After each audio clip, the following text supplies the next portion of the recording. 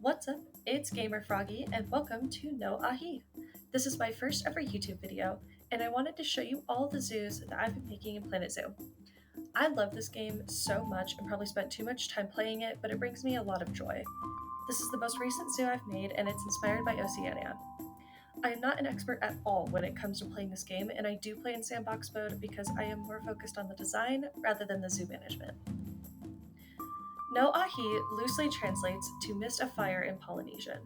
I used a lot of volcanic rock and magma in the zoo, and maybe in the future I will work on creating a full volcano. This zoo is on Oceania and has a rainforest climate, making it very lush and green. As you can see, this is our little staff area. I like keeping everything in the theme if they've got it, especially the staff areas, because I just don't have the time or energy to go into creating really nice staff areas or custom buildings. So this is our main walkway into the zoo, and as you can see, you're just going into this beautiful green environment. And our first exhibit here are the quokkas.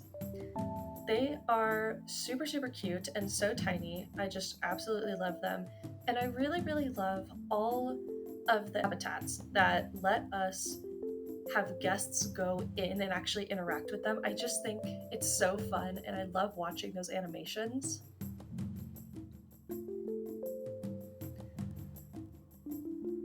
They're so cute. I have quite a bit of them, which is really exciting. They're just all so tiny, even the babies, you could barely see them from this far away. But I also really like to make big habitats in my zoos. If I had a real zoo, I would want to make sure that these animals feel like they're in their real habitat, like they're in the place that they would really be and not feel like they're in a cage. And since I do play in sandbox mode, I just turn all the money off so I can make it as big as I want while still dealing with their animal welfare. Next here we have the Tasmanian devil habitat. This one I think is my least favorite habitat. I love the Tasmanian devils. I wish I added more rocks to the water, so if I ever do go back into this file, that's probably one of the first things I would do. I like the greenery, I just wish I added more rocks because it just looks kind of weird right now. But as you can see, there they are. They're so tiny and small, they're just adorable, and I just want to squish them in a nice way, not hurt them. But their habitat it's more sparse than pretty much every other habitat, which is also probably why I don't like it very much. But it's okay. We've got restrooms over there, and then this path gets immediately diverted into the flying foxes. I am obsessed with this Oceania walkthrough exhibit. It is so pretty, and I just know that if I was actually walking through it, I would love it so much. I would be stunned. I love walking through places that have theming and make you feel like you're somewhere different. And so this is totally something that I would love in real life, and I of course love in the game. I also love the little enrichment items, the fruits on the skewers. I mean, I also would just eat the fruit on a skewer, so I guess I'm a flying fox. But I think with the glass, it takes a little away from the effect, but honestly, I still think it looks pretty nice, and it does remind you that you're in the exhibit.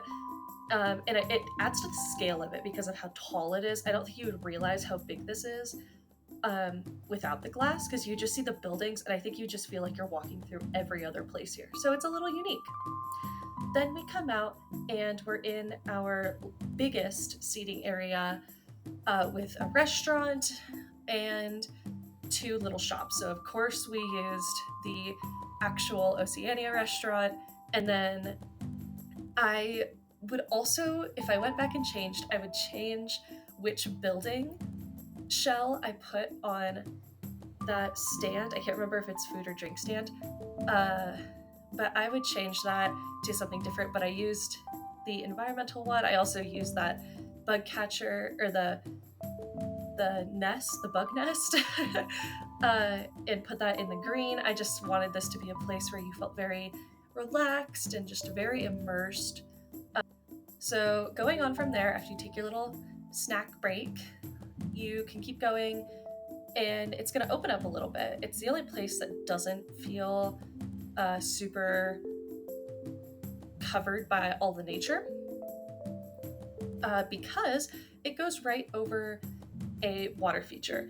Now, originally I did want this to go under the water, but I could not figure it out. So that is a goal for a future build. This is the little penguin exhibit. I love all the little animals. That's why I love this game. But they are so cute. They're obviously small because that's in their name. And the reason that this is so big for such little animals is because you can actually have up to 600 of them. Now, I don't plan on playing this zoo very much, but every time I do, I just want the penguins to breed like crazy, and I want this entire exhibit to just be filled with penguins. So I'll probably, if I go back in, I'll probably end up adopting like 20 more of them, just to try and keep it going, get them coming. I already have quite a few, as you can see. We just had some babies while I was finishing up building the zoo itself. Yeah, we have quite a few penguins. Just so many of them. We have 9, which is still, when you think about it, that is so many animals. But I want more, so I'll be happy with more of them. I also just love this because I feel like it would be really cool to just like walk over this bridge. I like bridges in real life. I think they're fun. But you cross the bridge and you come into another little seating area.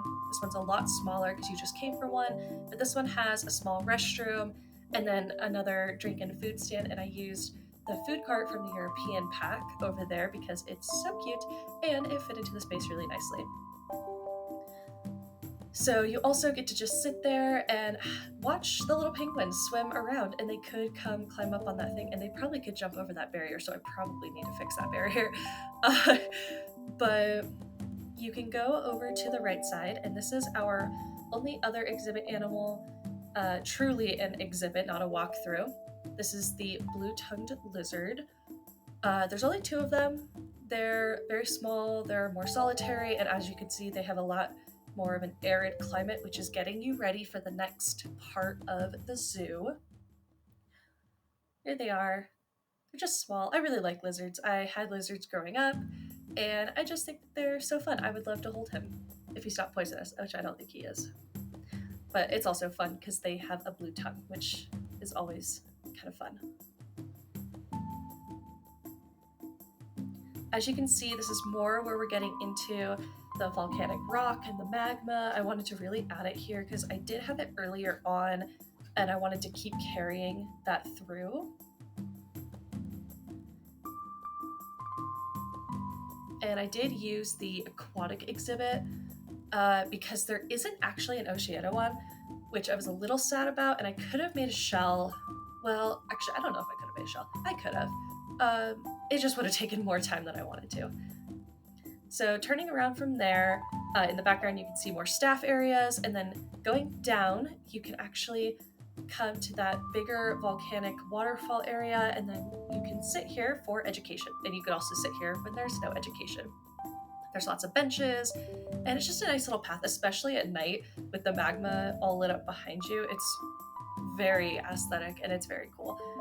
It's somewhere that I would love at the end of a long day walking around, especially if you're with family and everyone's kind of tired of each other, and just going there would feel just so relaxing and let you take a breath and reset and for the rest of the journey back. So like I said before, there is a little staff area there again. It's over in the back there. It's just so that way the staff room and the keeper huts are a lot closer to these next exhibits, just to make everything easier, to make the staff a lot happier. So going forward, we have our next exhibit, the one I think I am the most proud of. It's the koalas. I would love to see a koala in person. That would be very cool, and to hold one. So this is their exhibit. It's obviously quite big. Again, the theme of all of my zoos, as you will see in future videos. My favorite thing about this was the fact that I got to add in so many climbing structures. I just love the climbing structures personally. I think it's really cool to see animals in real life climbing on things, especially because I've seen that in monkey exhibits. And I think it's really cool. And here you can see the guests can come into the exhibit. So I made their little walkthrough for them to really feel like they're coming into this habitat and just immersing themselves in here. And you can see there's a little koala right there just playing the wind chimes. He's making some music for the guests, which I love. I've got a few of them in here. Oh no, we're running low on welfare. It's because I need more keepers.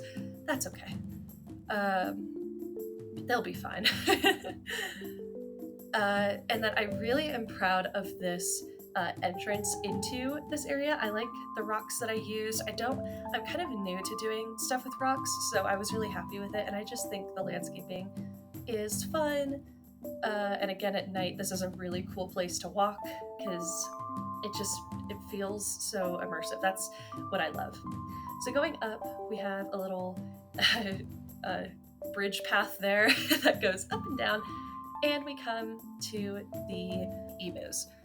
Now, this exhibit is definitely smaller than a lot of them, or it seems a lot smaller. It's because it's not very long. It's more like a circle. So and you can see the back of it, so it feels a little smaller. At least to me, it does. It feels more open. You can see there's a little baby right there. So cute. There's only a few of them in here. Only 2 adults. So once that juvenile grows up, gonna have to be kicked out, which is okay. They got the little foraging box, so that's fun to like watch them. And of course, I got to play around with water features and more rocks and just the trees. And I like that I was able to transition from that big lush rainforest into a little more sparse, just normal planting, not the super dense rainforest that it was in the beginning. So in the middle, we'll get to the middle last because they're a big deal. And then in here, we have the brown kiwis. Again, another animal I would love to see in person. They just look so cute. And I feel like they would be either really soft or like really spiky. Up there, if I ever come back into this, I would build a volcano on that mountain right there. So we'll see. Maybe I'll come back into this in the future. We'll big a really big volcano right there. But we've got the little kiwis here. They've got lots of enrichment items. So it would be really fun to just stand here or sit on one of the benches and watch them play with the little mobiles and the foraging box and the termite mound. And yeah. And they've got their own little water feature there, which is nice. And it is shared with their next door neighbor. And then in these, I still wanted to keep them big, but I added in more shelter. I added in more hard shelter just to give it a little character in there, make it feel a little more like maybe you're in Australia or New Zealand, and just like seeing these guys in the wild. And you can see they got a little sprinkler back there. Oh, he's just making fun little noises. He's just a little cutie right there. So cute. They're all so cute.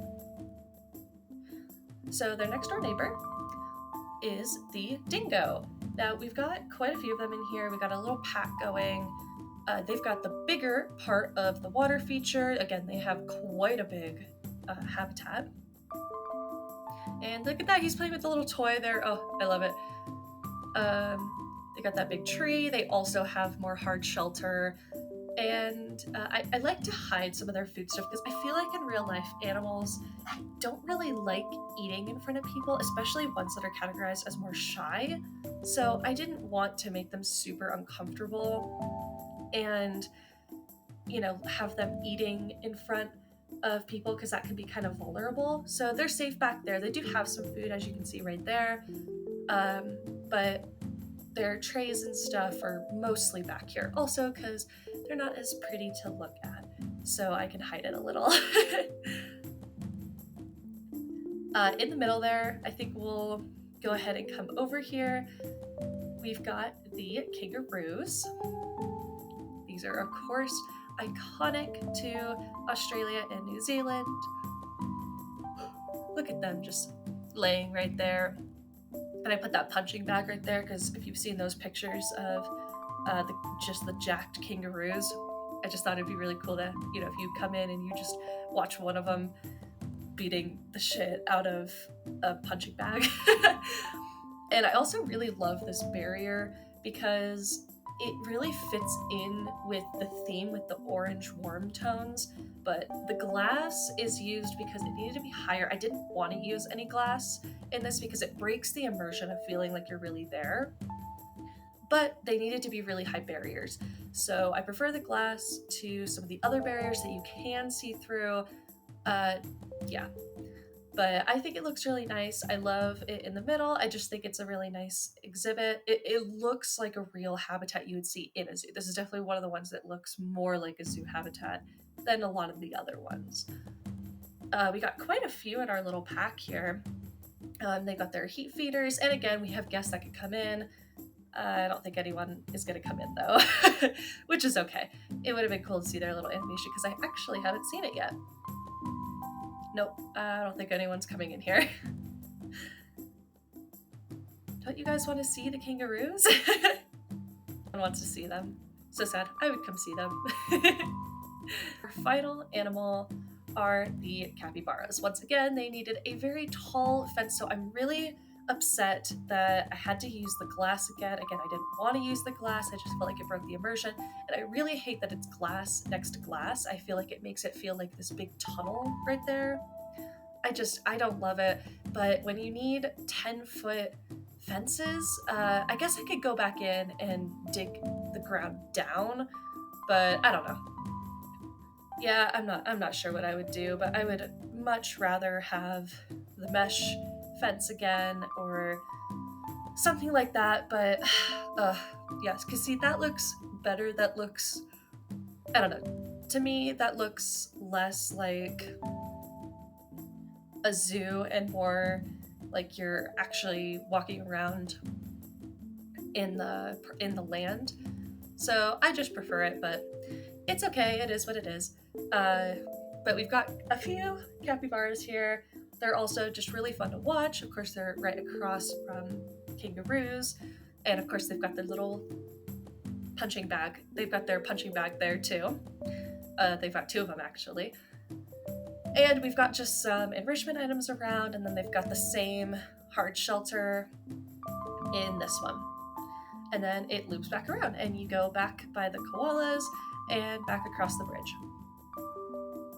Now this one is a little unique for my zoos because I usually do add in a transportation system because I just think it's really fun. It feels like going on, a fancy ride, like you're in a theme park or something when you're really not. And yeah, I just didn't add one in. If I did add one in, it would probably be in that little penguin habitat. So you could go down there, which would be really cool. Yeah, I would add it in there. So maybe that's another future plan if I come back to this. This was just a really quick build. I think I only spent about 4 or 5 hours working on this zoo, which for me is not a lot of time. It could have been a lot longer. So I'm really happy with it. I just love how lush and green everything is. That's definitely something I incorporate in a lot of my zoos, is a lot of nature and just feeling like you're in the actual area that you're supposed to be in. So I love it. It was really fun. I had not played with the Oceania pack yet. I'm pretty new, so I'm working on doing specific theme builds. And yeah, this was my first one with this pack, with these animals.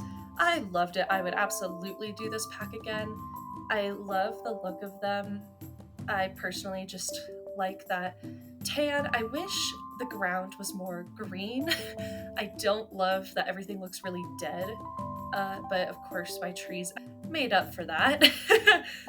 I would probably do better on my trees and the placement. It's just, I did turn them so it doesn't look like the same, but it is a lot. And as I kept going through the game, it got slower and slower with every tree I placed. So I'd probably change that too if I redid it, not if I went back in. It's all the trees are staying where they are. um, but yeah, I really like this zoo. I had a lot of fun with it. It was, again, just a really fun, quick little build. Nothing really particularly inspired me for this, other than, of course, just the pack, which was also a little different because a lot of times I'm inspired by a concept. And so I kind of build a zoo around that sort of concept or a vibe. And this one was purely just a pack. So I really liked it though. I had a lot of fun making it. I love the little penguins. Of course, I think I still stand by that my favorite habitat of all of them is the koalas. My least favorite was Tasmanian devil. That's the first one I would change if I came back in here. But overall, I'm really happy with how it turned out. I'm really happy that it just looks lived in. So if you like this video, please like it. And if you want to subscribe to see future zoos, and if you're interested in the concept zoos that I was talking about earlier, please subscribe and you'll be updated with my next one. Thank you.